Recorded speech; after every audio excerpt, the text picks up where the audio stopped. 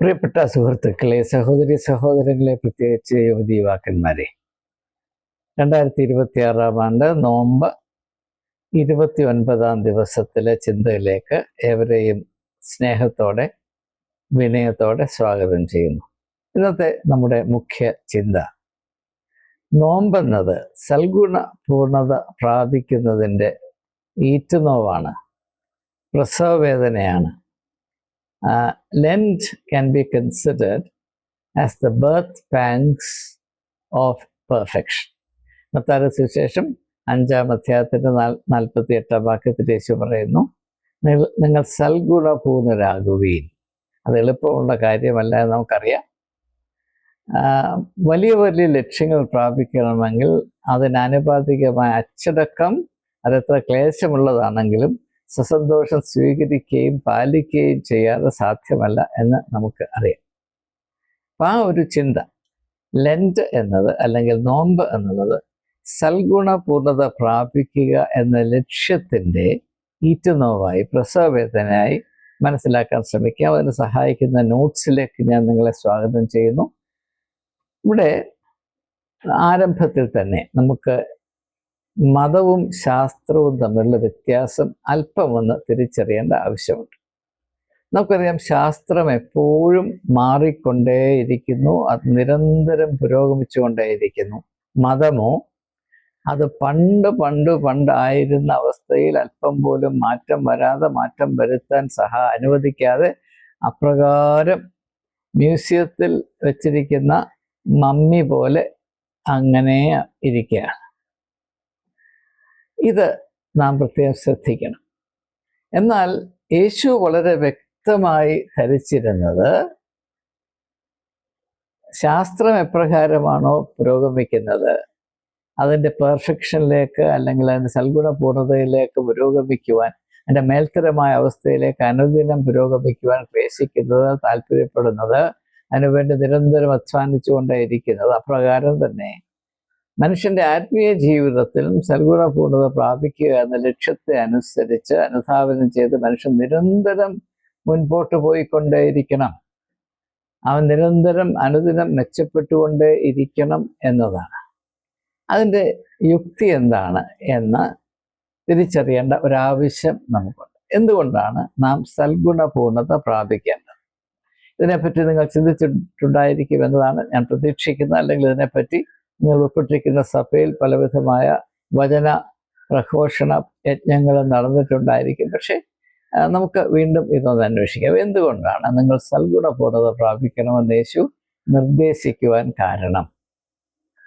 അതിൻ്റെ അടിസ്ഥാന പ്രമാണം നാം ആദ്യം മനസ്സിലാക്കണം. എന്തെങ്കിലും വിഷയത്തെപ്പറ്റി വേണ്ട വിധത്തിൽ പര്യാപ്തമായ തോതിൽ ചിന്തിക്കാൻ സാധിക്കണമെങ്കിൽ അത് വേരൂന്നി നിൽക്കുന്ന അടിസ്ഥാന പ്രമാണം തിരിച്ചറിയണം. ഇതറിയാതെയാണ് ഈ കാലത്ത് വചന പ്രഘോഷണങ്ങൾ തകൃതിയായി നടത്തിക്കൊണ്ടേയിരിക്കുന്നത് എന്നത് പലപ്പോഴും എന്നെ അത്ഭുതപ്പെടുത്തുന്നതും നിരാശപ്പെടുത്തുന്നതുമായ ഒരു യാഥാർത്ഥ്യമാണ്. അപ്പോൾ ആ തത്വം ഞാൻ ആദ്യമേ ഒന്ന് അടയാളപ്പെടുത്തട്ടെ. അത് ഞാനിവിടെ ചുവന്ന മഷിയിൽ പ്രിന്റ് ചെയ്തിട്ടുണ്ട്. Religion is modified by the state of the believer. അപ്പം മതം, ഈ മതത്തെ എപ്രകാരം ആചരിക്കുന്നു, ഒരു വ്യക്തി ആചരിക്കുന്നു എന്നത് അവൻ്റെ അവസ്ഥ, അവൻ്റെ വളർച്ചയോ തളർച്ചയോ, അവൻ്റെ നന്മയോ മേന്മയോ അനുസരിച്ചായിരിക്കും. മതം എത്ര നന്നായാലും അത് ആചരിക്കുന്ന ആളുകൾ കാടന്മാരും കുറുക്കന്മാരുമാണെങ്കിൽ അതിൻ്റെ അവസ്ഥ പരിതാപകരമാണ്. പക്ഷെ ഇത് മനസ്സിലാക്കാതെ നാം എപ്പോഴും ഞങ്ങളുടെ മതം വലുതാണ്, അതാണ്, ഇതാണെന്നൊക്കെ പറഞ്ഞുകൊണ്ടിരിക്കും. പക്ഷേ 150 വർഷങ്ങൾക്ക് മുൻപ് ഡെൻമാർക്കിൽ വസിച്ചിരുന്ന വലിയ ചിന്തകനായിരുന്ന സോറൻ കീർക്കെഗാർഡ് പറഞ്ഞൊരു കാര്യം ചെറുപ്പത്തിലെ എൻ്റെ ശ്രദ്ധയിൽപ്പെടുവാൻ ഇടയായതിൽ ഞാൻ സന്തോഷിക്കുന്നു. അത് മനസ്സിലാക്കാൻ എന്നെ സഹായിച്ച കീർക്കെഗാർഡിനോടുള്ള കൃതജ്ഞത ഞാൻ ഈ തരുണത്തിൽ രേഖപ്പെടുത്തുകയാണ്. അദ്ദേഹം പറഞ്ഞത്, നിന്റെ മതം എത്ര വലുതാണ് എന്നതല്ല നീ ചിന്തിക്കേണ്ടത്, ആ മതത്തോട്, അതിൻ്റെ ആത്മാവിനോട് നീ എത്രമാത്രം സത്യസന്ധമായ വിശ്വസ്തത പാലിക്കാൻ കൂട്ടാക്കുന്നു എന്നതാണ് ഇവിടുത്തെ പ്രശ്നം. അത് ക്രിസ്ത്യാനി ദയവായി മനസ്സിലാക്കേണ്ട ആവശ്യമുണ്ട്, പ്രത്യേകിച്ച് ഇക്കാലത്ത്. ഇത് യേശു വളരെ കൃത്യമായി രേഖപ്പെടുത്തിയിട്ടുള്ളതാണ്. മത്തായിയുടെ സുവിശേഷം 25-ാം അധ്യായത്തിലെ താലന്തുകളുടെ ഉപമയിൽ ഈ ആശയമാണ് യേശു അടിവരയിട്ട് രേഖപ്പെടുത്തുന്നത്. ആ ഭൃത്യന്മാർക്ക് എത്ര താലന്ത് കിട്ടി എന്നുള്ളതല്ല ഇവിടുത്തെ പ്രശ്നം. അവരുടെ വ്യക്തിത്വത്തിൻ്റെ അവസ്ഥ, അവരുടെ ഉള്ളിൻ്റെ അവസ്ഥ എന്തായിരുന്നു എന്നതാണ് പ്രശ്നം. അപ്പോൾ 1 താലന്ത് കിട്ടിയവൻ അവൻ്റെ താലന്ത് കൊണ്ട് കുഴിച്ചിട്ടു. അവന് 5 താലന്ത് കിട്ടിയാലോ അവൻ 5 കുഴി കുഴിക്കണ്ടേ? അവന് 100 താലന്ത് കൊടുത്താൽ അവൻ 100 കുഴി കുഴിക്കും. ഇതാണ് അതിനകത്തെ അർത്ഥം. അപ്പോൾ അതുകൊണ്ട് മനുഷ്യൻ നന്നാകണം. മനുഷ്യൻ നന്നായാൽ മാത്രമേ മതവും ലോകവും നന്നാകത്തുള്ളൂ എന്നത് യേശുവിനറിയാമായിരുന്നു, നമുക്കറിയാൻ വയ്യ എന്തുകൊണ്ട്. അതുകൊണ്ട് ഏറ്റവും പ്രധാനപ്പെട്ട കാര്യം മനുഷ്യൻ്റെ ഉള്ളിലുള്ള അവസ്ഥ ഏറ്റവും മഹനീയമാക്കി തീർക്കുക. നിങ്ങളുടെ ഉള്ളിൽ വെളിച്ചമുണ്ട്, ആ വെളിച്ചത്തെ പ്രകടിപ്പിക്കത്തക്കവണ്ണം നിങ്ങൾ പ്രവർത്തിക്കണം. അത് നിങ്ങൾ തിരിച്ചറിയുകയും അതിൻ്റെ ജീവിതത്തിൽ കൂടെ മാനിക്കുകയും ചെയ്യണം എന്ന ഒരു ഊന്നൽ യേശുവിൻ്റെ പ്രബോധനങ്ങളിൽ വളരെ വ്യക്തമായി നമുക്ക് കാണാവുന്നതാണ്. അപ്പോൾ മനുഷ്യൻ അവൻ്റെ വൈകൃതങ്ങൾ മുഴുവനും ദൈവത്തിൻ്റെ തലയെ കൊണ്ട് വെക്കുന്ന ഒരു വളരെ അപലപനീയമായ അപകടകരമായ ഒരവസ്ഥയാണ് എല്ലാ മതങ്ങളിലും സ്ഥിതി ചെയ്യുന്നത്. നമ്മുടെ സമൂഹത്തിൽ പ്രത്യേകിച്ച് യാതൊരു ഗുണവും മണവും ഇല്ലാത്തവരാണ് ജീവിതത്തിൻ്റെ മറ്റ് മേഖലകളിൽ പരാജയം ഏറ്റുവാങ്ങിയ ശേഷം അതെനിക്ക് ദൈവവിളി ഉണ്ടായി എന്ന് വെറും പച്ചക്കള്ളം പറഞ്ഞ് ഈ ഒരു മേഖലയിൽ പുരോഹിതന്മാരായി വരികയും പിന്നെ അതിൻ്റെ പരിണത ഫലങ്ങൾ നാം കണ്ടുകൊണ്ടിരിക്കുകയും ചെയ്യുമ്പോൾ ഞാനിപ്പോൾ പരാമർശിക്കുന്ന ഈ ആശയം അത് യേശുവിൽ നിന്ന് മാത്രം ലഭിച്ചതാണ് എന്ന് ഞാൻ പ്രത്യേകിച്ച് പറയേണ്ട കാര്യമില്ല. അതിൻ്റെ പ്രസക്തി എത്ര വലുതാണ് എന്ന് തിരിച്ചറിയുവാൻ നാം കൂട്ടാക്കണം. ഇത് കുറച്ചുകൂടെ സ്പഷ്ടമായി മനസ്സിലാക്കുന്നതിന്, കാരണം അത് അത്രമാത്രം പ്രാധാന്യമർഹിക്കുന്ന മർമ്മമാകയാൽ യേശു പറയുകയാണ്, സാധാരണ ആളുകൾക്ക് ഒരു പക്ഷെ അല്പം ഒരു വിമിഷ്ടം തോന്നുമാറ് യേശു പറയുന്നു, നിങ്ങളുടെ മുത്തുകളെ പന്നികളുടെ മുമ്പിൽ എറിഞ്ഞു കൊടുക്കരുത് എന്ന് പറഞ്ഞാൽ അവിടെയും ഇതേ അർത്ഥമാണ്. നിങ്ങൾ ഇട്ടുകൊടുക്കുന്ന മുത്ത് എത്ര വിലയുള്ളതാണെങ്കിലും അത് തിരിച്ചറിയാൻ കഴിവില്ലാത്ത ആളുകളുടെ മുമ്പിലാണ് നിബന്ധിക്കുന്നത് എങ്കിൽ എന്ത് പ്രയോജനം? അതുകൊണ്ട് നാം പ്രത്യേകം ശ്രദ്ധിക്കേണ്ടത്, കഴിഞ്ഞ കാലങ്ങളിൽ നമ്മൾ ഏറ്റവും അവഗണിച്ചത് മനുഷ്യന്റെ മാഹാത്മ്യം വലുതാക്കുക എന്നതായിരിക്കണം സഭയുടെ ലക്ഷ്യം, ആത്മീയ ദൗത്യത്തിൻ്റെ ലക്ഷ്യം. അതിന് കൂട്ടാക്കാത്തതൊന്നും യേശുവിൻ്റെ ശരീരമാണ് സഭ എന്ന അർത്ഥത്തിൽ അവകാശപ്പെടുവാൻ സാധ്യമല്ല. വെറും പൊട്ടന്മാരെ മൊണ്ണകളെ സൃഷ്ടിക്കുന്ന പ്രക്രിയയാണ് യേശുവിൻ്റെ ശരീരം എന്ന് പറയുന്നതിനേക്കാൾ വലിയ അപമാനം യേശുവിനോട് കാണിക്കാൻ സാധ്യമല്ല എന്ന ഒരു അഭിപ്രായം എളിയവനുണ്ട് എന്ന് ഈ തരുണത്തിൽ സൂചിപ്പിച്ചു കൊള്ളട്ടെ. അപ്പോൾ നാം മതത്തെ എന്തിനു വേണ്ടി സമീപിക്കുന്നു? നാം നമ്മോട് തന്നെ ചോദിക്കേണ്ട കാര്യമാണ്. നാം ആരാണ് എന്നതിനെ ആശ്രയിച്ചാണ് നാം മതത്തെയും ദൈവത്തെയും കാണുന്നതും കൈകാര്യം ചെയ്യുന്നതും. നാം ദൈവത്തെ സമീപിക്കുന്നത് നമ്മുടെ ഉള്ളിലുള്ള മാഹാത്മ്യം ഉണരുവാനാണോ, അതോ ചെറിയ ആനുകൂല്യങ്ങൾ പ്രാപിക്കാനാണോ? യജമാനൻ്റെ മേശയുടെ കീഴിൽ വീഴുന്ന നുറുക്ക് നുണയാനാണോ? അല്ല, യജമാനൻ്റെ സ്വഭാവം ഉൾക്കൊണ്ടിട്ട് അവൻ്റെ പ്രതിപുരുഷന്മാരായ അല്ലെങ്കിൽ പ്രതിനിധികളായ ലോകത്തിൽ നന്മയും നീതിയും സത്യവും കരുതലും നടപ്പാക്കാനാണോ? ഇത് നാം ചിന്തിക്കേണ്ട കാര്യം തന്നെയാണ്. നാം മതത്തിൽ ഭക്തി കാണിക്കുന്നത് ദൈവത്തെ ആരാധിക്കാനാണോ, മാമോനെ കൈക്കലാക്കാനാണോ? ദയവായി ചിന്തിക്കണം. ഇതെല്ലാം യേശുവിൻ്റെ പഠിപ്പീരുകൾ മഹനീയമാണ്. യേശു ലോകത്തിൻ്റെ പാപപരിഹാരമായി സ്വയം ത്യാഗം ചെയ്തു. ഇതുപോലെ മറ്റൊരു ഉദാഹരണമുണ്ടോ എന്നൊക്കെ പറഞ്ഞിട്ടൊരു കാര്യവുമില്ല. ആ വലിയ നിധി നമ്മുടെ കയ്യിൽ വന്നപ്പോൾ ഈ പന്നിയുടെ മുമ്പിൽ വീണ മുത്തുപോലെ ആയിപ്പോയോ എന്ന് നാം ചോദിക്കേണ്ട. അതുപോലെ തന്നെ രാഷ്ട്രീയത്തിൽ വരുമ്പോൾ ജനാധിപത്യമാണ്, ഏറ്റവും നല്ല ഭരണ രീതി എന്നൊക്കെ പറഞ്ഞാൽ നമ്മുടെ പ്രതിനിധികളായി പോകുന്ന ആളുകൾ അവരുടെ വ്യക്തിത്വം, അവരുടെ മൂല്യബോധം എന്താണ്, അവർക്ക് കസേര കിട്ടിയാൽ അതിൽ അവർ കാണുന്ന സാധ്യതകൾ എന്താണ്, ഇതൊക്കെ ഇതിൻ്റെ കെടുതികൾ നാം അനുഭവിച്ചുകൊണ്ടിരിക്കുകയാണെങ്കിലും എന്തുകൊണ്ട് ഇങ്ങനെ സംഭവിക്കുന്നു എന്ന് നാം അന്വേഷിക്കാത്തത് കൊണ്ട് ഇതിൽ പ്രവർത്തിക്കുന്ന അടിസ്ഥാന മർമ്മങ്ങൾ മനസ്സിലാക്കാൻ നാം കഴിയാതെ ഇപ്പോഴും അന്ധാളിച്ച് നിൽക്കുന്നു. ആ അവസ്ഥയ്ക്കൊക്കെ മാറ്റം വരുവാൻ ഇപ്രകാരമുള്ള ചിന്തകൾ നമ്മെ സഹായിക്കുമെന്ന് ഞാൻ ഈ സാന്ദർഭികമായ സമയത്ത് ഒന്ന് സൂചിപ്പിക്കുകയാണ്. അപ്പം അതുകൊണ്ടാണ് നാം സൽഗുണപൂർണരാകണം എന്നതിന് യേശു വളരെയധികം ഊന്നൽ കൊടുത്തത്. കാരണം നാം ആ അനുഗ്രഹിക്കപ്പെട്ട അവസ്ഥയിൽ ചെന്നു ചേരുന്നില്ല എങ്കിൽ നമ്മുടെ കയ്യിൽ എന്തു വന്ന് പെട്ടാലും അതിനെ വികൃതമാക്കി നമുക്കും മറ്റുള്ളവർക്കും ശാപമായും ദൈവത്തിന് അപമാനമായും അതിൽ ദുരുപയോഗം ചെയ്യപ്പെടും എന്ന സത്യം മനസ്സിലാക്കുക. ഇത് സഭയ്ക്കുള്ളിൽ നടക്കുന്ന എല്ലാ സംഭവങ്ങളും എന്തുകൊണ്ടങ്ങനെ നടക്കുന്നു എന്ന് മനസ്സിലാക്കാൻ നമ്മെ സഹായിക്കുന്ന ഒരു വെളിച്ചമാണ് എന്നുകൂടെ സൂചിപ്പിക്കട്ടെ. അപ്പോൾ നമ്മെ സൃഷ്ടിച്ചിരിക്കുന്നത് തന്നെ ദൈവത്തിൻ്റെ സാക്ഷികളായിട്ടാണ്. അതുകൊണ്ടാണ് ദൈവത്തിൻ്റെ രൂപത്തിലും സാദൃശ്യത്തിലും മനുഷ്യരെ സൃഷ്ടിച്ചിരിക്കുന്നത് വേദപുസ്തകം പറയുന്നു. ആ ഒരു കടമ നമ്മുടെ ജനനത്തിൽ കൂടെ തന്നെ ഏറ്റെടുത്തിരിക്കെ നമ്മുടെ വ്യക്തിത്വത്തെ പ്രകാരം അല്പത്തരത്തിലും അന്ധകാരത്തിൻ്റെ അവസ്ഥയിലും നാം കെട്ടിയിടുമ്പോൾ അതിൽ അല്പം പോലും മുൻപോട്ട് പോകാൻ കൂട്ടാക്കാതെ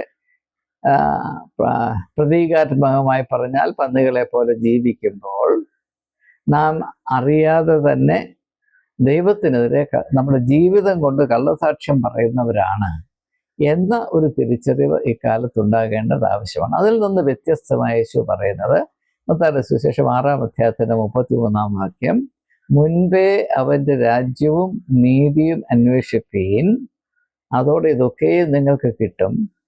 ദൈവത്തിൻ്റെ രാജ്യവും നീതിയും അന്വേഷിച്ചാൽ എന്ത് സംഭവിക്കും? നാം സൽഗുണപൂർണരായിത്തീരും.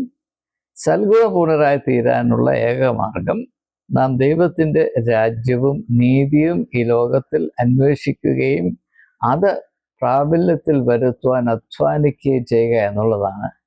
ആ ഒരവസ്ഥ പ്രാപിച്ചു കഴിഞ്ഞാൽ പിന്നെ നിങ്ങൾക്കൊന്നിനും ബുദ്ധിമുട്ടുണ്ടാകുകയില്ല എന്നാണ് സുവിശേഷം നമ്മെ, അല്ലെങ്കിൽ യേശു നമ്മെ അറിയിക്കുന്നത്. ഇത് മനസ്സിലാക്കാൻ എന്തുകൊണ്ടോ നമുക്ക് വളരെ പ്രയാസമാണ്. ഇതിൻ്റെ ഒരു കാരണം പ്രോസ്പെറിറ്റി ഗോസ്പലിൻ്റെ തിരത്തള്ളലാണ് കൂടുതലായി വിശദീകരിക്കുന്നത്.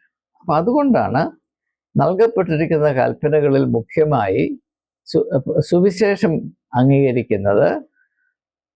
നിന്റെ ദൈവമായ യഹോവയെ പൂർണ്ണ ആത്മാവോടും പൂർണ്ണ ഹൃദയത്തോടും പൂർണ്ണ മനസ്സോടും പൂർണ്ണ ശക്തിയോടും സ്നേഹിക്കണം. അങ്ങനെ ദൈവത്തെ നമ്മുടെ വ്യക്തിത്വത്തിൻ്റെ പൂർണ്ണത കൊണ്ട് സ്നേഹിച്ചാൽ എന്ത് സംഭവിക്കും? നമ്മുടെ വ്യക്തിത്വം പൂർണ്ണത പ്രാപിക്കും.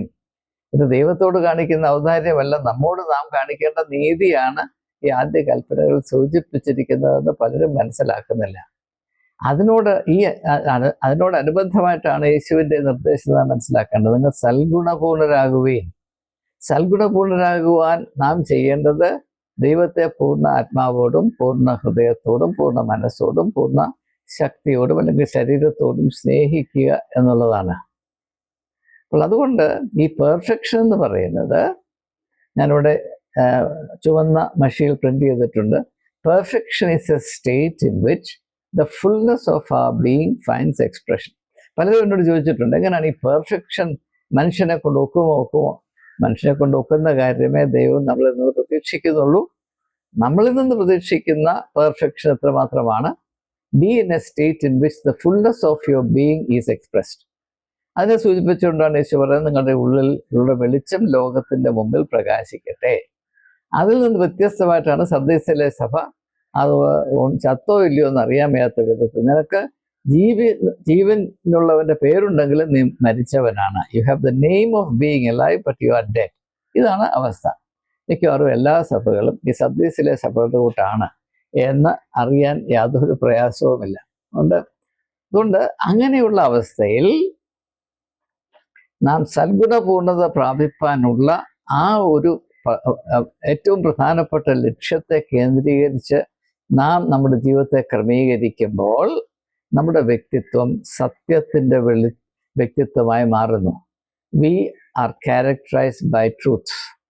അതാണ് യേശു തന്നെ ഞാൻ തന്നെ വഴിയും സത്യവും ജീവനും എന്ന് പറയുന്നത്. സത്യം ആകണമെങ്കിൽ ഈ സൽഗുണപൂർണത പ്രാപിക്കുക എന്ന ലക്ഷ്യം, അതിൻ്റെ ഉറവിടം ദൈവമാണ്. ആയതുകൊണ്ട് ദൈവവുമായി ഒന്നായിത്തീരുന്ന അവസ്ഥയിലായിരിക്കുന്നതാണ് ഒരു വ്യക്തിയുടെ ഏറ്റവും വലിയ അനുഗ്രഹം എന്ന തിരിച്ചറിവിലായിരിക്കുമ്പോൾ ദൈവത്തിൻ്റെ സ്വഭാവമായ സത്യം നമ്മുടെ സ്വഭാവമായി തീരുകയും നാം സത്യത്തിൻ്റെ സാക്ഷികളായി തീരുകയും ചെയ്യുന്നു. ഇതാണ് ആദ്യമായിട്ട് എനിക്ക് സൂചിപ്പിക്കാം.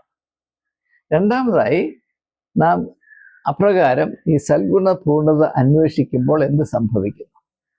ഒന്ന്, our powers get heightened.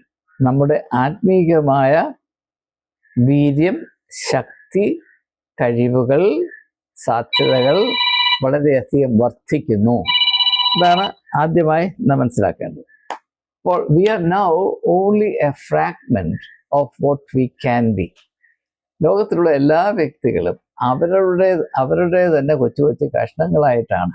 Mister കഷ്ണങ്ങൾ, മിസ് കഷ്ണങ്ങൾ, മിസസ് കഷ്ണങ്ങൾ, അങ്ങനെ കഷ്ണങ്ങളുടെ ഒരു ലോകത്തിലാണ് നാം ജീവിക്കുന്നത്. ഞാൻ തന്നെ എൻ്റെ ഒരു കഷണം മാത്രമാണ്. സത്യസന്ധമായി നാം നമ്മെ തന്നെ പരിശോധിച്ചാൽ അപ്രകാരമുള്ള ഒരു നിഗമനത്തിൽ എത്തിച്ചേർന്നേ മതിയാകുകയുള്ളൂ. കാരണം അതുകൊണ്ടാണ് നമ്മുടെ എല്ലാവരുടെയും ഉള്ളിൽ ഒരു അപകർഷതാബോധം നിലനിൽക്കുന്നതിൻ്റെ അർത്ഥം എന്താണ്? നാം നമ്മോട് നീതി പാലിക്കുന്നതിൽ പരാജയപ്പെട്ടുകൊണ്ടിരിക്കുന്നു. അതിൻ്റെ പേരാണ് ഈ അപകർഷതാബോധം. മറ്റുള്ളവർ നമ്മളെക്കാൾ മുമ്പ് പോയതുകൊണ്ട് അങ്ങനെ ഒരു അവസ്ഥ പ്രാപിക്കേണ്ട കാര്യമൊന്നുമില്ല. സ്വയത്തോട് നീതി പാലിക്കുന്നതിൽ പരാജയപ്പെടുന്ന ആളുകളാണ് ഈ അപകർഷതാബോധത്തിൻ്റെ ഇരയായി ഇങ്ങനെ ആജീവനാന്തം ഏതാണ്ട് വല്ലാത്ത അവസ്ഥയിൽ കഴിഞ്ഞു പോകുന്നത് എന്ന് ദയവായി മനസ്സിലാക്കുക. അപ്പോൾ ഞാൻ പറഞ്ഞു, സൽഗുണപൂർണത അന്വേഷിക്കുന്നവർ അവരുടെ വ്യക്തിത്വത്തിൻ്റെ വീര്യം, അവരുടെ ശക്തി, അവരുടെ കഴിവുകൾ തിരിച്ചറിയുമെന്ന് പറഞ്ഞു. പക്ഷേ it is not the power to hurt but the power to heal. മറ്റുള്ളവരെ മുറിവേൽപ്പിക്കാനോ കൊച്ചാക്കാനോ അവർക്ക് ശല്യം വരുത്താനോ അവരെ അപമാനിക്കാനോ അവർക്ക് മാർഗദർശനം ചെയ്യാനോ ഒന്നും അല്ല, പിന്നെയോ അവരെ സഹായിക്കാനും അവർക്ക് ജീവിതത്തിൻ്റെ മേൽത്തരമേറിയ അനുഭവം പ്രാപിക്കാനുള്ള വഴിയൊരുക്കുവാനുമുള്ള ശക്തി അല്ലെങ്കിൽ കഴിവ്, കാര്യസ്ഥത, കാര്യക്ഷമത നമ്മിൽ വർദ്ധിക്കും. ഇങ്ങനെ യാതൊരു സംശയമില്ല. രണ്ടാമതായി, we become cosmic in our outlook. ഇപ്പോൾ നമ്മുടെ കാഴ്ചപ്പാട്, ലോകദർശനം എത്രയോ സങ്കുചിതമാണ്. പല ക്രിസ്ത്യാനികൾക്കും അവരുടെ പള്ളിക്ക് അപ്പുറത്തൊരു ലോകമുണ്ടെന്നോ അതിനെന്തെങ്കിലും സാധ്യതയുണ്ടെന്നോ അതിനോട് നീതി പാലിക്കണമെന്നോ അത് സംബന്ധമായ എന്തെങ്കിലും കടപ്പാടുണ്ടെന്നോ അത് നിറവേറ്റണമെന്നോ ഒന്നും യാതൊരു ബോധവുമില്ല. സഭ മാർത്തവക്കാരനെ സംബന്ധിച്ചിടത്തോളം മാർത്തവമാ സഭ, CSIക്കാരനെ സംബന്ധിച്ചിടത്തോളം CSI. സെൻട്രൽ പാസ്റ്റർ നോക്കുമ്പോൾ ഈ പെന്തക്കോസ്തിൽ നിന്ന് വ്യത്യസ്തമായ ആരോടെങ്കിലും അദ്ദേഹത്തിൻ്റെ ആടുകളിൽ ആരെങ്കിലും ബന്ധം പുലർത്തിയാൽ അവൻ്റെ കഥ കഴിക്കും. ഈ ഒരു വൈകൃതമാണ് നമ്മുടെ ഭക്തിയായി ഇപ്പോൾ നിൽക്കുന്നത് ദയവായി തിരിച്ചറിയാം. അപ്പം അതുകൊണ്ട് നമ്മുടെ കാഴ്ചപ്പാട്, നമ്മുടെ ദർശനത്തിന്, our vision, our outlook will become very cosmic. എല്ലാറ്റിനെയും ഉൾക്കൊള്ളുവാൻ യേശു കാണിച്ച വിശാലത പ്രാപിപ്പാൻ നമുക്കും കഴിയും. അതിൻ്റെ പേരാണ് വിടുതൽ എന്നുള്ളത്. ഞാൻ അടിമകളെ വിടുവിക്കാൻ വന്നു എന്ന് പറയുമ്പോൾ അത് ഈ യാഥാർത്ഥ്യത്തോടുള്ള ബന്ധത്തിലാണ് നാം മനസ്സിലാക്കേണ്ടത്. നമ്മുടെ ഉള്ളിൽ സംഭവിക്കുന്ന വിടുതലിൻ്റെ പേരാണ് ആത്മീകമായ വിടുതൽ. മറ്റേത് രാഷ്ട്രീയമായ പൊളിറ്റിക്കൽ ലിബറേഷനാണ്. അതിനെപ്പറ്റിയല്ല യേശു പറഞ്ഞു. മൂന്നാമതായിട്ട്, നാം ഇപ്രകാരം സൽഗുണപൂർണത കാക്ഷിക്കുന്നുവെങ്കിൽ, അതിനുവേണ്ടി അധ്വാനിക്കുന്നുവെങ്കിൽ നാം യഥാർത്ഥത്തിൽ സൗമ്യതയുള്ളവരായിരിക്കും. നമുക്കറിയാം, ഭാഗ്യവചനത്തിൽ യേശു പറയുന്നത് സൗമ്യതയുള്ളവർ ഭാഗ്യവാന്മാർ, അവർ ഭൂമിയെ അവകാശമാക്കും. എന്താണ് ഈ സൗമ്യത എന്നത് പലരും തിരിച്ചറിയുന്നില്ല. ഈ സൗമ്യത യഥാർത്ഥത്തിൽ നാം അനുഭവിക്കണമെങ്കിൽ സൽഗുണപൂർണത പ്രാപിക്കുക എന്നതായിരിക്കണം നമ്മുടെ ഏറ്റവും പ്രധാനപ്പെട്ട ലക്ഷ്യം, മുഖ്യ ലക്ഷ്യം. അത് പ്രത്യേകിച്ചും നമ്മുടെ മതബോധത്തിൽ ആ സൗമ്യത ഉണ്ടാകണം. നമുക്ക് ഒട്ടും സൗമ്യതയില്ലാത്തത് മതമേഖലയിലാണ്. മതത്തിൻ്റെ കാര്യം വരുമ്പോൾ എല്ലാവരും നെഞ്ചു വിരിച്ച് മറ്റെല്ലാവരെക്കാളും ഞങ്ങൾ മിടുക്കരാണ്, ബാക്കിയുള്ളവരെല്ലാം വെറും ചെറ്റകളാണ്, അവർക്ക് യാതൊരു സാധ്യതയുമില്ല, അവർക്ക് വേണ്ടി നരകം ഇതാ കൂടുതൽ കൂടുതൽ ചൂട് പിടിച്ചുകൊണ്ടേയിരിക്കുന്നു എന്നൊക്കെ പറയുന്നത് എന്താണെന്നതിൻ്റെ അർത്ഥം പോലും മനസ്സിലാക്കാതെ മനുഷ്യരിങ്ങനെ നിഗളിച്ചിരിക്കുന്നത് കാണുമ്പോൾ പലപ്പോഴൊക്കെ കരച്ചിൽ വരാറുണ്ട്. ഒരു കാര്യം നാം മനസ്സിലാക്കേണ്ടത്, നാം സൽഗുണപൂർണ്ണത അന്വേഷിക്കുമ്പോൾ മനസ്സിലാകുന്ന ഒരു കാര്യം, എൻ്റെ മതം എത്ര മഹനീയമാണെങ്കിലും അത് ദൈവത്തിൻ്റെ സാധ്യതകളെ പരിപൂർണമായി എക്സോസ്റ്റ് ചെയ്യുന്നില്ല, അല്ലെങ്കിൽ പരിപൂർണമായി അത് പ്രകടിപ്പിച്ച് കഴിഞ്ഞിട്ടില്ല. ഇത് യേശു വ്യക്തമായി സൂചിപ്പിച്ചതാണ്. യോഹന്നാന്റെ സുവിശേഷം 16-ാം അധ്യായത്തിന്റെ 11-ാം വാക്യത്തിൽ യേശു പറയുന്നു, പരിശുദ്ധാത്മാവ് നിങ്ങളിൽ വരുമ്പോൾ അവൻ നിങ്ങളെ സകല സത്യത്തിലേക്കും വഴി നടത്തും. ദൈവത്തിൻ്റെ സാധ്യതകൾ ഞാൻ നിങ്ങൾക്ക് വെളിപ്പെടുത്തി തന്നതിനേക്കാളൊക്കെ വളരെ വളരെ കൂടുതലാണ്. നിങ്ങൾക്ക് ഇത്ര മാത്രമേ വഹിക്കാൻ തൽക്കാലം സാധ്യതയുള്ളൂ. അതുകൊണ്ട് ചില കാര്യങ്ങൾ മാത്രമേ ഞാൻ നിങ്ങൾക്ക് വെളിപ്പെടുത്തിയിട്ടുള്ളൂ. എന്നാൽ ഇതിന് മുൻപോട്ട് വളരെയധികം സഞ്ചരിക്കേണ്ട ആവശ്യമുണ്ട്. അതിനുവേണ്ടിയാണ് പരിശുദ്ധാത്മാവെന്ന കാര്യസ്ഥനെ നിങ്ങൾക്ക് വേണ്ടി നൽകാൻ പോകുന്നത്. ഇത് ആര് കേൾക്കാനാണ്? അതിനു പകരം പണ്ട് അറിഞ്ഞ കാര്യങ്ങൾ മാത്രം അതുപോലെ യാന്ത്രികമായി ആവർത്തിച്ചുകൊണ്ടിരിക്കുകയും അതിനപ്പുറത്ത് എന്തെങ്കിലും ഉണ്ടോ എന്ന് അബദ്ധത്തിൽ കണ്ണ് നയച്ചാൽ അവൻ്റെ കണ്ണു കുത്തിപ്പൊട്ടിക്കുകയും ചെയ്യണം എന്ന വിധത്തിൽ പ്രവർത്തിക്കുന്ന ഒരു കിരാതമായ മനോഭാവമാണ് മതമേഖലയിൽ പ്രവർത്തിക്കുന്നത്. എൻ്റെ ഒരു ഉദാഹരണം പറഞ്ഞാൽ, നിങ്ങൾ ഈ വെള്ളം ഫൗണ്ടൻ, വാട്ടർ ഫൗണ്ടൻ കണ്ടിട്ടുണ്ടാവും. വാട്ടർ ഫൗണ്ടൻ, അപ്പോൾ അതിൽ വെള്ളം, അപ്പോൾ ഫൗണ്ടൻ്റെ ഏറ്റവും മേളിൽ വരുന്ന ഒരു കണിക, ഒരു ജലകണിക പറയുകയാണ്, ഞാൻ ഈ ലോകത്തിലെ വെള്ളത്തിൻ്റെ എല്ലാം പ്രതിഭാസമാണ്. ഞാൻ ഈ ഫൗണ്ടൻ്റെ മേളിലിരിക്കുന്ന വന്നതുകൊണ്ട് ഈ ലോകത്തിലെ ജലത്തിൻ്റെ മുഴുവനും ആകത്തുക ഞാനാണ് എന്ന് പറഞ്ഞാൽ അതിലെത്രമാത്രം അർത്ഥമുണ്ട്, ന്യായമുണ്ട്. അതുപോലെയാണ് നമ്മുടെ നിഗളം, മതപരമായ നിഗളം. ഒന്നാമത് യേശു പറഞ്ഞ കാര്യത്തിൻ്റെ ഒരു കോണ് പോലും നമുക്കറിയില്ല. എന്നിട്ട് ഇത്രയും പറഞ്ഞിട്ട് യേശു പറയുന്നു, നിങ്ങൾക്ക് ഇനിയും അനേക കാര്യങ്ങൾ വെളിപ്പെട്ട് വരാനുണ്ട്, പരിശുദ്ധാത്മാവിനെ അതിനുവേണ്ടി ഞാൻ നിയോഗിക്കുകയാണെന്ന് പറഞ്ഞു.